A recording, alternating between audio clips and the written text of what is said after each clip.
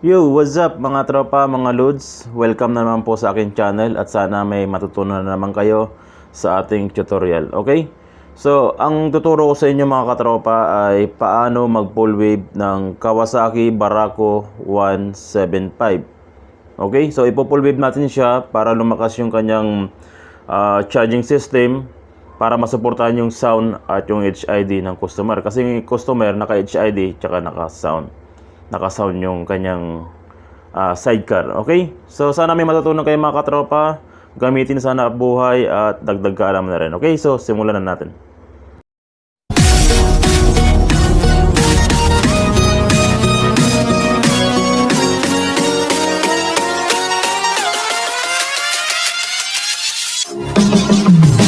Mga katropa, huwag niyong kalimutang suportahan ang aking channel. Huwag niyong kalimutang mag-subscribe upang makatanggap kayo ng tip tungkol sa pagwawiring.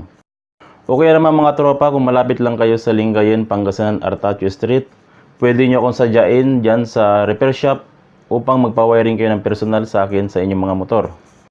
Okay mga katropa, ang ituturo ko sa inyo, gaya ng sinabi ko, paano mag full wave ng Barako 175. Ipo-full wave natin ito mga katropa kasi naka-HID yung customer at naka-sound yung kanyang sidecar. So kailangan itataas natin yung voltahe ng kanyang charging system. So kailangan ipo-full wave natin. Okay, so yung tutorial na ito mga katropa ay applicable sa lahat ng uri ng Barako 175. So ibig sabihin, from old model to new model ng Barako, yung meron ng starter, ay pwede nyong gawin itong tutorial na ito mga katropa. Okay, so ito yung kanyang charger. Tapos sa likod ng battery, tatanggalin natin yung battery, tapos tatanggalin natin yung battery cover nya. Okay, so ganito. Sa likod ng battery, andyan yung kanyang socket ng stator. Ito, tatanggalin natin yan mga katropa, kasi i-rewind natin yung kanyang stator para maging full wave siya. So kailangan tanggalin natin yung kanyang socket. Okay? So bago ang lahat mga katropa, shoutout muna tayo sa mga loyal nating mga viewers, okay? Okay, shoutout muna tayo mga katropa. Shoutout kay Ebo Motovlog, shoutout sir. At shoutout kay Judy Mac Jukson from Thailand. Kamusta sir sa Thailand? Kamusta? Shoutout sa'yo sir. Shoutout kay Vince Diaz. Marami siya natutunan. Salamat sir, marami natutunan. Shoutout kay Jomar Balicao from Ilocos Norte. Salamat sa iyo sir, from Ilocos. Shoutout kay Robert Gerald Mangsat from Lingayen. Kamusta Aro? Shoutout kay Kim Brian Pambid from Isabela. Shoutout kay Anthony Abalos. Shoutout sa iyo Anthony Abalos. Shoutout kay Ariel Lauta from Batangas. Sir, kamusta sa Batangas sir? Shoutout kay Jovan Corpin from Leyte. Okay, shoutout kay Peter Rashid Bilamina. Shoutout ka tropa. Shoutout sa inyo lahat mga sir. Salamat sa suporta nyo at tuloy-tuloy sana ang pagsuporta nyo sa channel. Sana mapalago natin mga katropa. At sana may natutunan din kayo sa channel natin, okay? Gawin yung panghanap buhay o sideline mga katropa. Bahala kayo kung anong gusto nyo gawin sa channel na ito. Ang importante, may natutunan kayo mga katropa. Okay, shoutout sa inyo mga katropa. Salamat sa suporta.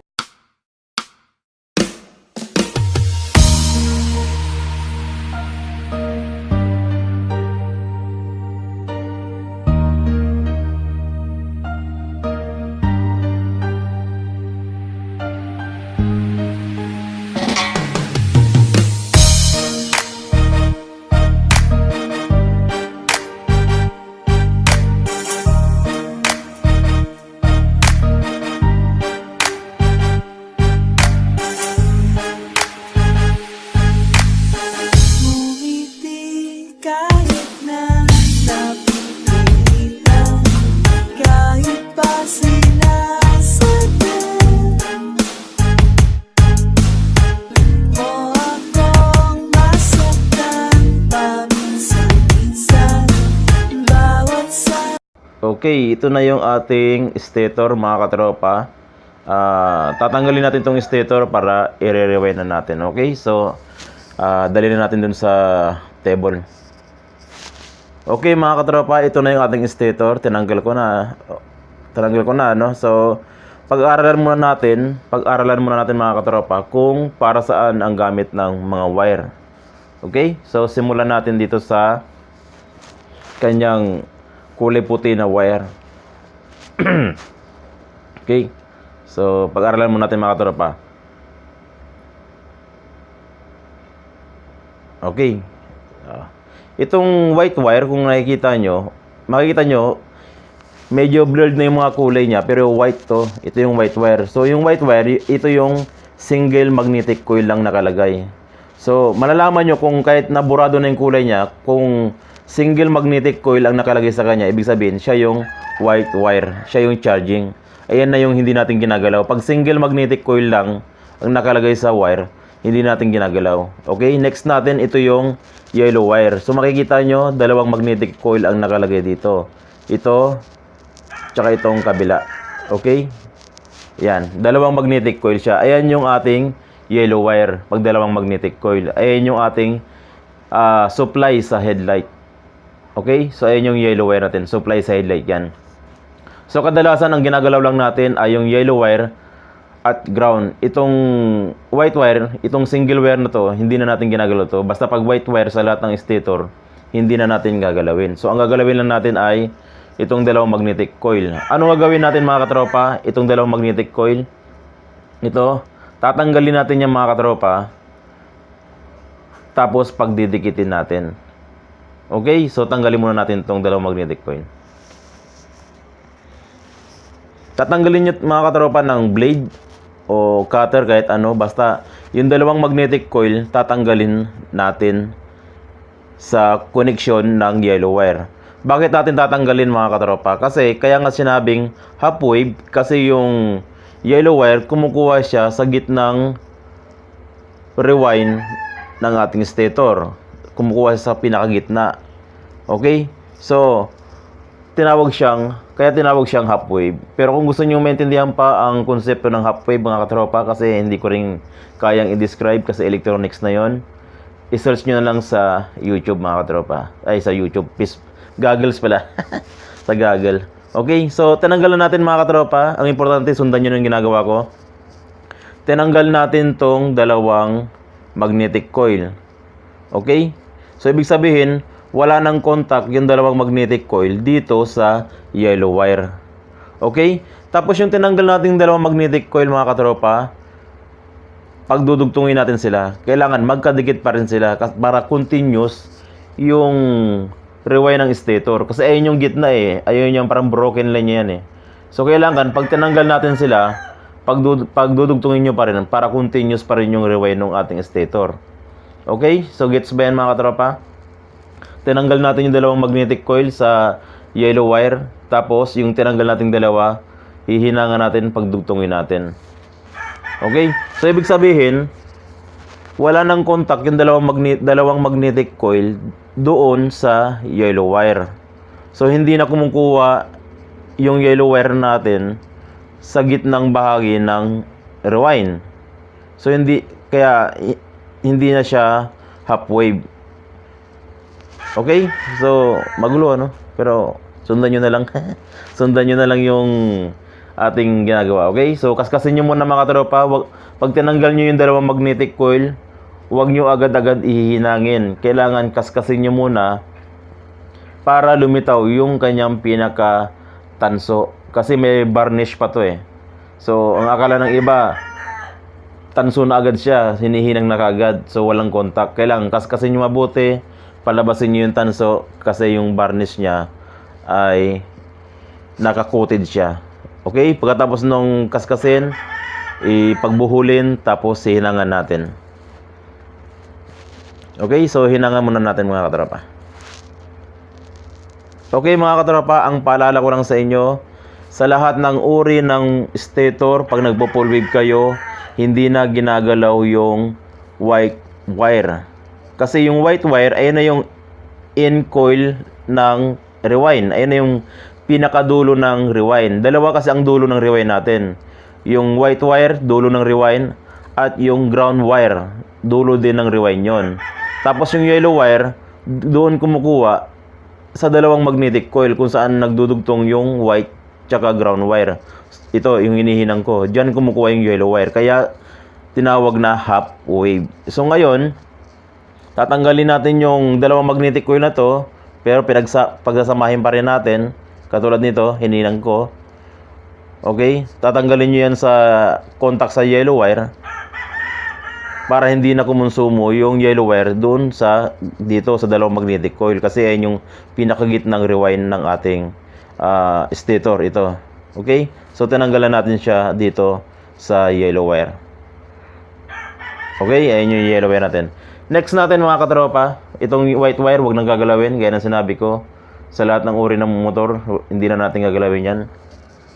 Next natin, itong wire na to, makikita nyo black na mayroong lining na yellow, ibig sabihin ground siya, kasi ang Kawasaki, ang ground niya ay black na mayroong stripe na yellow.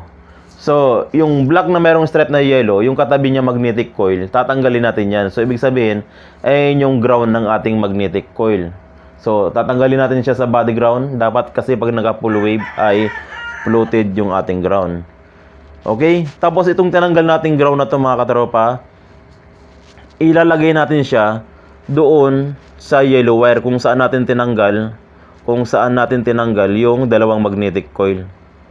Okay? So, ilalagay natin siya doon sa yellow wire. So, ibig sabihin, kung dati yung yellow wire kumukuha siya sa gitnang bahagi ng rewind ng stator, ngayon, pag nilipat natin itong ground na to sa yellow wire, ang ibig sabihin, dalawa na ang ating end coil.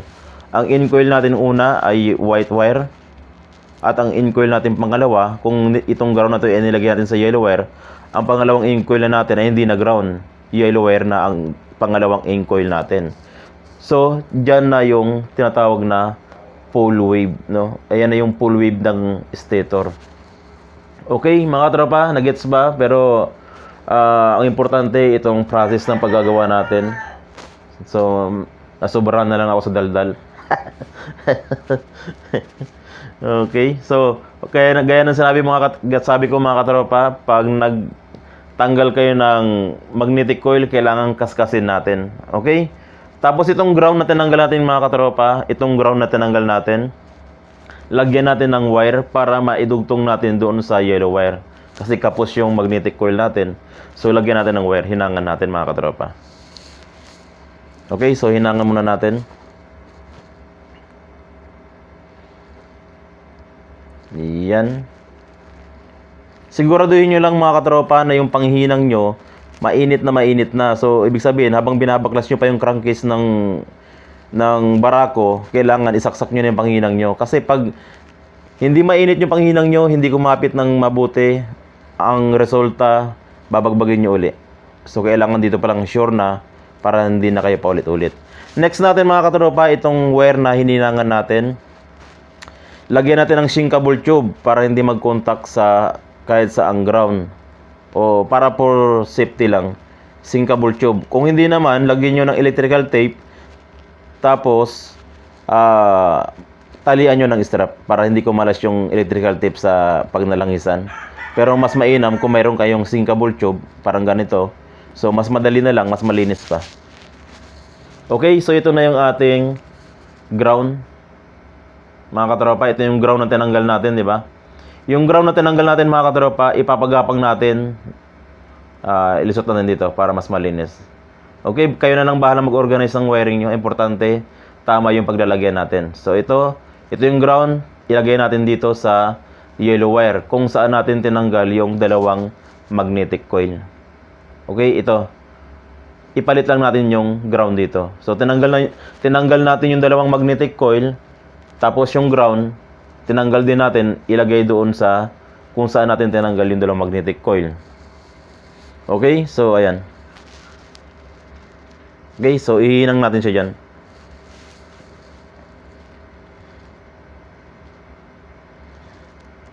Okay, gets ba mga katropa? Napakasimpleng proseso lang ginawa natin. Unang-una, doon sa yellow wire, tanggalin yung dalawang magnetic coil. Tapos, yung dalawang tinanggal na magnetic coil, pagdikitin, hinangan, importante, magkasama pa rin yung dalawang magnetic coil. Step 2, tanggalin yung ground. Dapat floated ang ground natin.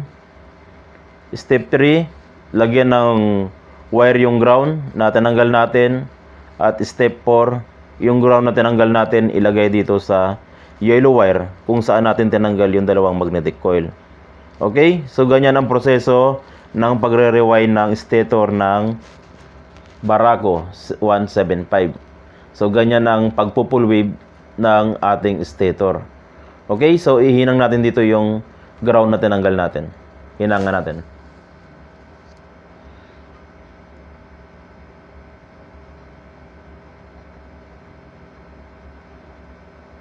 Okay mga katropa, ito na yung ground na tinanggal natin.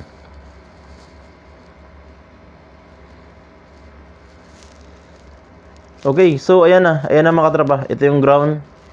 Pinagapang natin ito. So ipapakita ko lang sa inyo, ayan. Ito yung ground na tinanggal natin, pinagapang natin. Ito. Tapos hanggang likod, makita nyo, ganyan. Tapos inilipat natin siya, ayan. Inilagay natin siya dito sa yellow wire kung saan natin tinanggal itong magnetic coil na to. Okay? So ganyan lang. Ganyan na, full wave na yung ating stator. Okay? So ibalik na natin to at isalpak na natin dun sa crankcase. Okay mga tropa, isalpak na natin muna to. Okay, so naisalpak na natin yung crankcase mga katropa bago ang lahat. Dito sa socket ng stator, tanggalin nyo yung yellow at white wire. Itong dalawang magkatabi na to. Tanggalin nyo yan kasi ilalagay natin yan sa regulator natin. Ida-direct natin yan sa regulator. Okay? So, pag natanggal nyo na yan, ikabit na natin tong magnet, yung stator sa motor.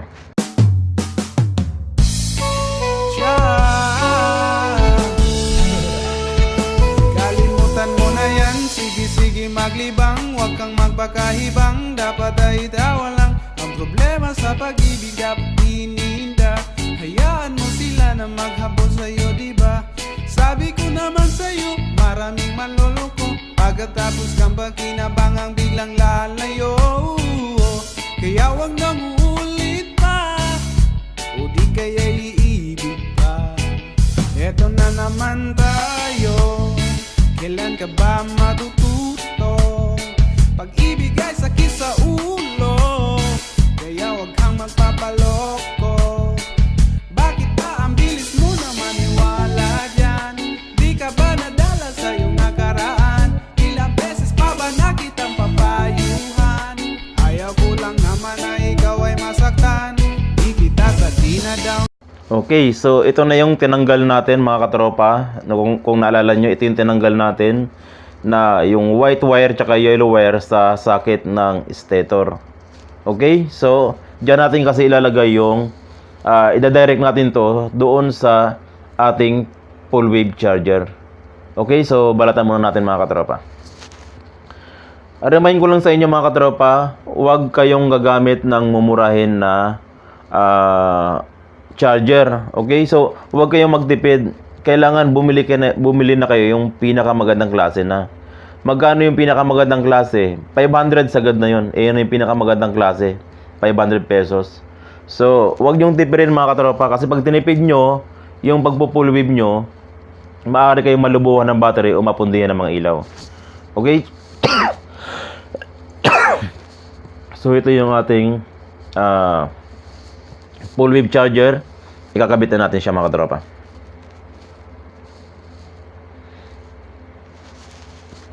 Okay. So, unahin muna natin dito mga katropa ay yung pink tsaka yellow. Yung pink tsaka yellow wire ng charger natin, pink yellow wire ng charger, ilagay nyo siya dyan sa stator. Kung yung tinanggal nating wire sa stator, sa yellow at white wire dito, ilagay nyo dyan yung pink tsaka yellow wire. Saan nyo ilalagay yung pink o yellow wire ng charger? Kahit saan dyan mga katropa, kahit magbaliktaran, pwede mong ilagay itong pink wire ng charger sa yellow wire ng stator, o pwede mong ilagay yung pink wire ng charger sa white wire ng stator. Walang problema mga katropa, basta ang importante yung pink wire at yellow wire ng charger ilagay sa white wire at yellow wire ng stator. Okay, so walang pattern yan, kahit magbaliktaran yung dalawang yan, okay lang, walang problema. Ang importante, mailagay nyo yung pink wire at yellow wire sa white wire at yellow wire ng stator. Okay? Gets ba yan? Kasi may mga nagtatanong kung saan ko ilalagay yung pink, sa white ba, sa yellow ba. Tinatanong nila sa akin. Walang pattern yan mga katropa. Okay? So, ang importante, yung pink at yellow wire, mailagay nyo sa yellow at white wire ng stator. Okay? Kahit saan dyan mga katropa, baliktaran yan. Walang problema. Okay? So, ilagay muna natin mga katropa.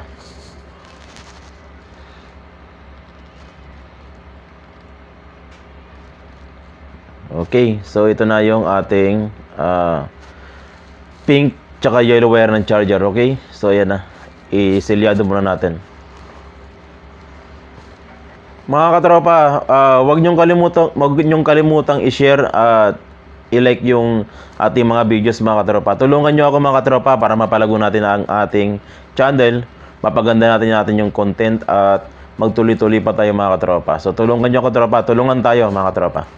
So, okay. So, ito na yung ating pink tsaka yellow wire ng ating charger. Inilagay na natin dun sa wire kung saan natin tinanggal yung dalawang wire sa stator. Okay? So, ito naman yung kanyang lumang socket ng charger. Dito tayo kukuha, mga katropa, ng connection. Okay? So, ito yung mga wire ng kanyang dating socket ng charger. Okay. So, unahin muna natin ito, mga katropa, yung green wire ng charger. Ang green wire ng ating full wave mga katropa, green wire ng regulator, ayan yung ground. Ang ground ng Barako ay black na mayroong stripe na yellow. So, yung green wire ng charger, ilagay natin sa black wire na mayroong stripe na yellow. Ayan yung ground ng Barako. Okay? So, pagsamahin natin sila. Green wire ng green wire ng charger o ng regulator, ilagay sa black na mayroong stripe na yellow na wire sa Barako. Okay? Yan. Black with stripe yellow. Ilagay ang green wire ng charger. Okay? So, iselyado muna natin.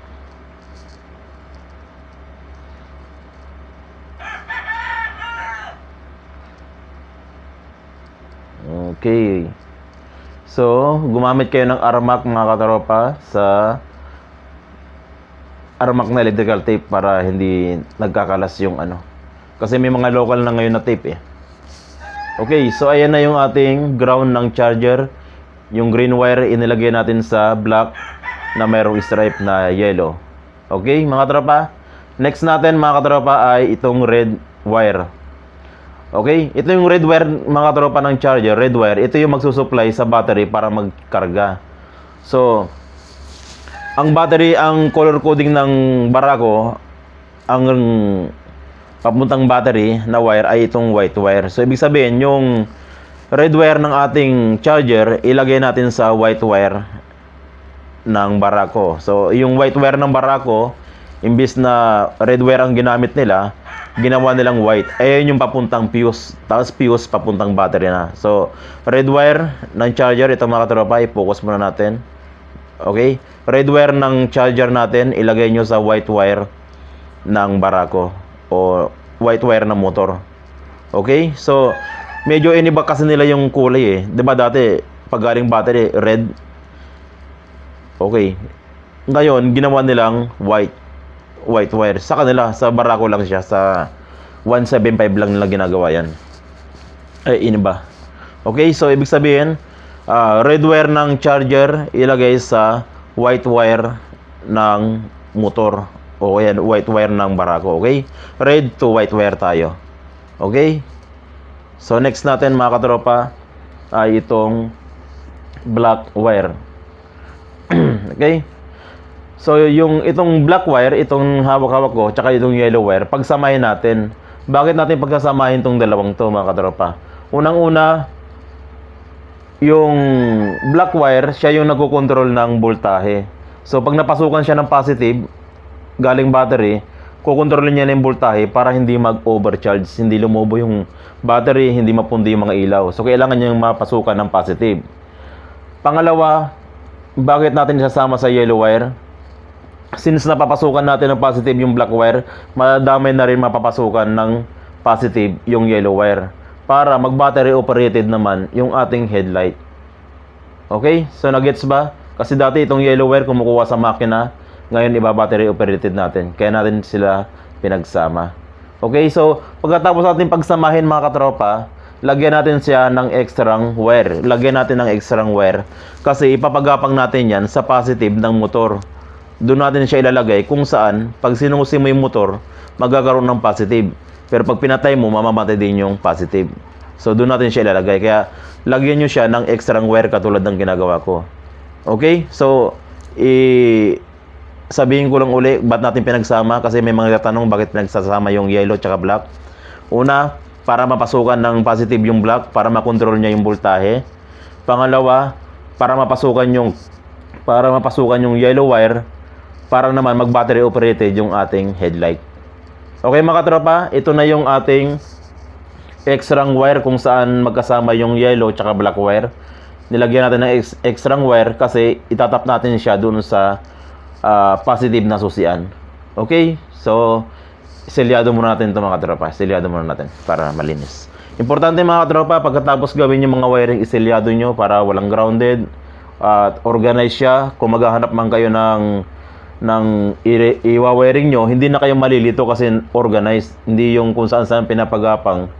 Tapos pag magre-repair na kayo, parang babad trip na kayo kasi hindi mo na alam kung saan nakasusot yung mga wire. So kailangan organized palagi pagkatapos natin itap yung mga wiring.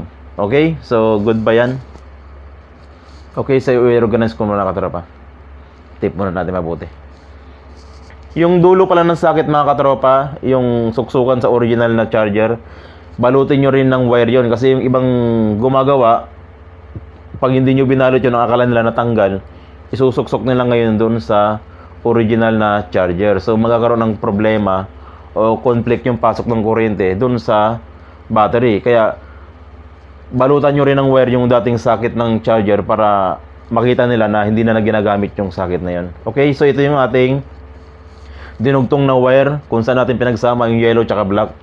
Okay, so ibalik muna natin ito mga katropa. Okay, so naibalik na natin yung housing mga katropa, naibalik na natin. At ito yung kanyang charger, iniipit ko lang dyan, walang problema kahit iipit nyo lang dyan. Tapos ito naman yung wire kung saan magkasama yung yellow tsaka black wire. Ito, kung natatandaan nyo, nag-extrang wire tayo dun sa yellow tsaka black wire kasi ilalagay natin siya sa susian. Pwede na kayong kumuha dito mga katropa sa flasher. Ito yung flasher, merong orange, ayan yung signal light, at ito yung supply, yung 12 volts supply, yung light brown. So ibig sabihin yung dinugtong natin na wire sa yellow at black, ilagay natin sa light brown. Okay, so ilagay na natin. Okay, yan mga katropa, na ilagay na natin sa light brown. Ibig sabihin, pag susi mo, masusupplyan niya ng yellow wire, magiging battery operated na yung headlight mo at makukontrol niya yung voltahe. So tignan nyo yung voltahe mga katropa. Okay, so yan lang mga katropa, napakasimple lang i-full wave. Sana naintindihan nyo, na-guide ko kayo mabuti. At gamitin nyo na rin sa panghanap buhay, dagdag kaalaman. At sana may natutunan kayo. Okay mga katropa, God bless.